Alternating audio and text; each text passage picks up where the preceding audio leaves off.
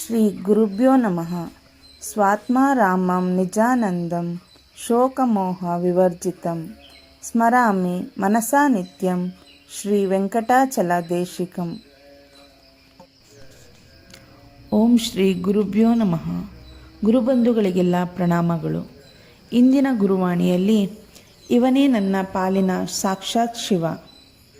ಒಮ್ಮೆ ಕಾವಿ ಬಟ್ಟೆ ಧರಿಸಿದ ಜಂಗಮರೊಬ್ಬರು ಕಾರಿನಲ್ಲಿ ಗುರುನಿವಾಸಕ್ಕೆ ಬಂದ ಕೂಡಲೇ ಗುರುನಾಥರು ತರಾತುರಿಯಲ್ಲಿ ಚಿಕ್ಕಮಗಳೂರಿಗೆ ಹೊರಟರು.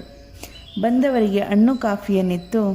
ನಾನು ಚಿಕ್ಕಮಗಳೂರಿಗೆ ಹೋಗುತ್ತಿದ್ದೇನೆ, ನೀವು ಬೇಕಾದಲ್ಲಿ ಬರಬಹುದು ಎಂದು ಹೇಳಿ ಗುರುಭಕ್ತರ ಕಾರಿನಲ್ಲಿ ಹೊರಟರಂತೆ. ಆ ಜಂಗಮರು ಒಂದು ಮಠದ ಪೀಠಾಧಿಕಾರಿ ತಾನಾಗಬೇಕಿರುವ ಬಗ್ಗೆ ವಿಚಾರಿಸಲು ಬಂದಿದ್ದರಂತೆ. ಅಂದು ಗುರುನಾಥರ ಕಾರಿನ ಹಿಂದೆ ಇವರೂ ಚಿಕ್ಕಮಗಳೂರಿಗೆ ಹೋದಾಗ ಅವರಿಗಾದ ಅನುಭವವನ್ನು ನನ್ನೊಂದಿಗೆ ಹೀಗೆ ಹಂಚಿಕೊಂಡರು. ನಾವು ಗುರುಗಳ ಹಿಂದೆಯೇ ಚಿಕ್ಕಮಗಳೂರು ತಲುಪಿದೆವು. ಅಲ್ಲಿ ಒಬ್ಬರು ಗುರುಭಕ್ತರ ಮನೆ ಮುಂದೆ ಗುರುಗಳ ಕಾರು ನಿಂತಿತು. ಗುರುಗಳು ಕಾರಿನಿಂದ ಇಳಿದು ಅಲ್ಲೇ ನಿಂತರು. ಉಳಿದವರಿಗೆ ಒಳಗೆ ಹೋಗಿ ಬರುವಂತೆ ತಿಳಿಸುತ್ತಿದ್ದರು. ನಾನು ಕಾತುರನಾಗಿ ನನ್ನ ವಿಚಾರ ಕೇಳಲು ಕಾರಿನಿಂದಿಳಿದು ಗುರುಗಳ ಬಳಿ ಹೋದ ತಕ್ಷಣ, ನೀವು ಅಲ್ಲೇ ಹೋಗಿ ಇಲ್ಲಿಗೆ ಯಾಕೆ ಬಂದಿರಿ ಎಂದು ಗದರಿದರು. ನಾನೇನು ಜ್ಯೋತಿಷ್ಯ ಹೇಳಲ್ಲ, ಅದಕ್ಕೆ ದುಡ್ಡು ತೆಗೆದುಕೊಳ್ಳುವುದಿಲ್ಲ ಎಂದು ಗೊಣಗುತ್ತಿದ್ದರು. ನಾನು ಇದೇನಪ್ಪ ಇಂಥವರ ಹತ್ತಿರ ಬಂದೆವಲ್ಲ ಎಂದು ಬೇಜಾರಾಗಿ ಹಿಂದಿರುಗಿ ನನ್ನ ಕಾರಿನ ಬಳಿಗೆ ಬಂದು ನಿಂತ ಕೂಡಲೇ ಮೇಲಿನಿಂದ ಭಾರೀ ವಿದ್ಯುತ್ ತಂತಿಯು ತುಂಡಾಗಿ ನಾನು ಗುರುಗಳನ್ನು ಮಾತನಾಡಿಸಲು ನಿಂತ ಜಾಗದಲ್ಲೇ ಬಿತ್ತು. ಆಗ ತಿಳಿಯಿತು ನನಗೆ ಗುರುಗಳು ನನ್ನ ಪ್ರಾಣ ಕಾಪಾಡಲು ಹೀಗೆ ನಾಟಕವಾಡಿದರೆಂದು.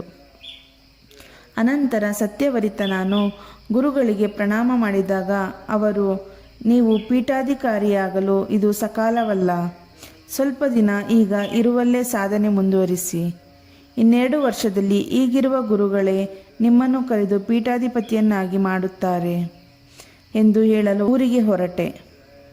ಅದಾದ ನಂತರ ಗುರುಗಳು ಹೇಳಿದಂತೆಯೇ ನನ್ನನ್ನು ಈಗ ಪೀಠಾಧಿಪತಿಯನ್ನಾಗಿ ಮಾಡಿದ್ದಾರೆ. ಇದರಿಂದ ಕುಪಿತರಾದ ಅನೇಕರು ನನಗೆ ತೊಂದರೆಯನ್ನುಂಟು ಮಾಡಲು ಪಿತೂರಿಯ ಪ್ರಯತ್ನ ಮಾಡಿದರು. ಆದರೂ ನನಗೆ ಈ ಗುರುವಿನ ಕೃಪೆ ಇರುವುದರಿಂದ ಏನೂ ಭಯವಿಲ್ಲ.